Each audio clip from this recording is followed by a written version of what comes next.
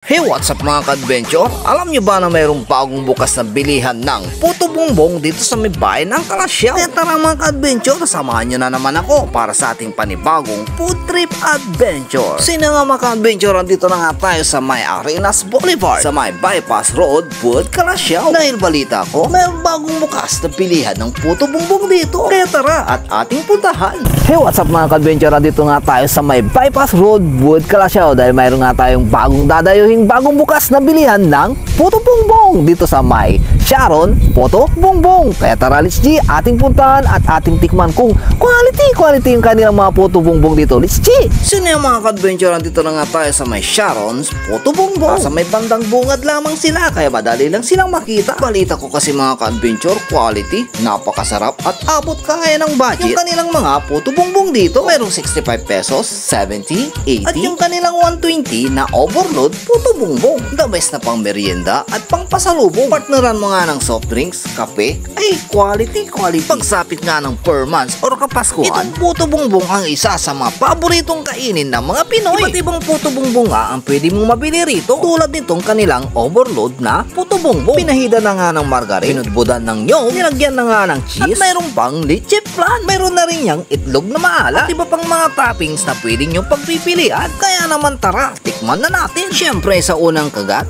thank you Lord agad.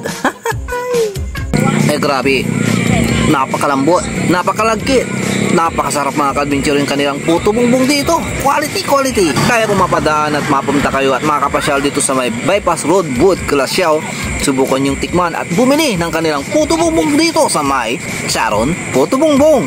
Pang merienda, pang pasalubong, puto bongbong. Hi ma'am, ano pangalan niyo po? Sharon Esperay po.